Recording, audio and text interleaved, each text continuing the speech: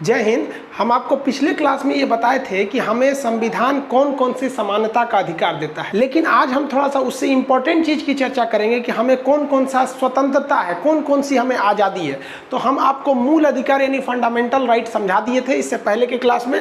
भाग 3 चल रहा था जिसमें अनुच्छेद 12 से 35 तक है। इसको कई कैटेगरी में बांटा गया है, 12 से 35 वाली चीज़ों को इसे टोटल 6 कैटेगरी में बांटा गया है। तो जो सबसे पहली कैटेगरी है 6 प्रकार में से पहली प्रकार का नाम है समानता का अधिकार, राइट टू इक्वेलिटी।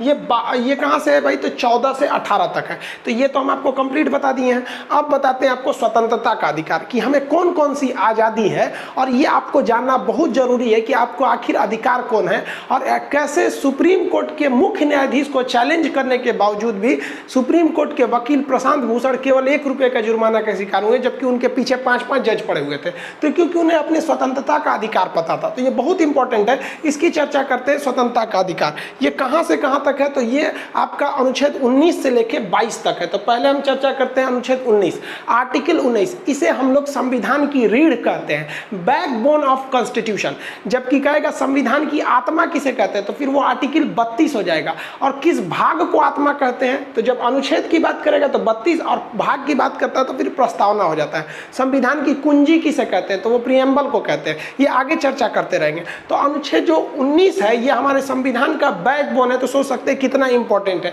अब इसमें टोटल पहले 7 प्रकार के राइट्स दिए गए थे, अभी केवल 6 हैं। तो हम इन 6 की चर्चा करते हैं, जिसमें सबसे महत्वपूर्ण है अभिव्यक्ति की स्वतंत्रता। हमें अभिव्यक्ति की आज़ादी है, यानी एक्सप्रेशन की आज़ादी है। तो अभिव्यक्ति का मतलब क्या होता है? हम जो चाह रहे हैं बोलना वो आपको दिखा सके। अब कैसे? जैसे मान लीजिए इंडिया मैच जीत गए तो लोग झंडा लहराने लगते हैं। तो इसी के अंतर्गत माना जाता है कि आपको झंडा लहराने की आज़ादी, आप झंडा लहरा सकते हैं। अब मान लीजिए किसी नेताजी का काम पसंद नहीं आ रहा, उनका पुतला फूंक दिए, हम ले बोले भाई साहब मुर्दाबाद, पुतला फूंक दिए, तब थोड़ी ना नेता को फूंक दिए हैं, हम तो उस नेता का फोटो फूंके हैं।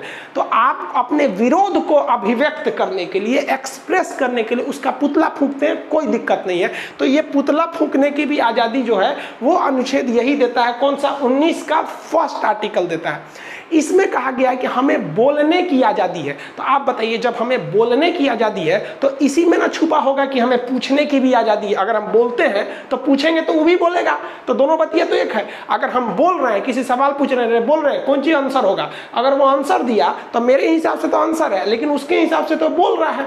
तो इसमें बोलने की आज़ादी है, साथ ही साथ पूछने की आज़ादी है। इसलिए 2005 में RTI लाया गया, राइट टू इंफॉर्मेशन। आप पूछ सकते हैं। इसमें बोलने की स्वतंत्रता है। इसी में मौन धारण करने की स्वतंत्रता है। मतलब अगर हम चाहेंगे तो मौन धारण कर सकते हैं। जैसे कि किसी व्यक्ति की मृत्यु हो जाती है, जैसे हमारे राष्ट्रपति, पूर्व राष्ट्रपति प्रणब मुखर्जी, तो मौन व्रत आदमी रख के एक ठो अभिव्यक्ति दिखाता है कि नहीं, हमारे एक बहुत ही पूज्य व्यक्ति चले गए। जैसे अटल बिहारी वाजपेयी, APJ अब्दुल कलाम, ये लोग जो एक महापुरुष जन्म लिए इस देश में, अगर वो छोड़ के जाते हैं इस दुनिया को, तो हम क्या मौन रख के 2 मिनट क्या हम देना चाहते हैं? क्या उनको मौन रख देने से वापस तो नहीं आ जाएंगे, लेकिन हमारी एक श्रद्धा है, हम दिखाना चाहते हैं कि हमें आपसे लगाव है, तो हम मौन रखते हैं। तो इसमें मौन रखने की आज़ादी है। इसी में कहा गया है कि मीडिया की भी स्वतंत्रता है। मीडिया भी चाहे तो जो बोल सकती है, लेकिन हाँ, आप दायरे में रह के बोलेंगे। आपको जहां आज़ादी दी गई है वहीं कहा गया है कि आप किसी को ठेस नहीं पहुंचाएंगे अपनी बातों से। तो मीडिया की भी स्वतंत्रता है। इसी स्वतंत्रता का फायदा उठाकर आज मीडिया जो है वो देश को चौपट कर रहा है। अगर आप मीडिया का फिलहाल का रूप देखेंगे तो सुशांत सिंह राजपूत, देखिए सुशांत सिंह राजपूत जी जो थे वो नेपोटिज्म के खिलाफ उठ के बहुत आगे आए थे। बहुत लोग को लगता है नेपोटिज्म क्या है? देखिए, इसका मतलब होता है पक्षपात या भाई भतीजावाद। ये फिल्म इंडस्ट्री में बहुत ही ज्यादा होता है।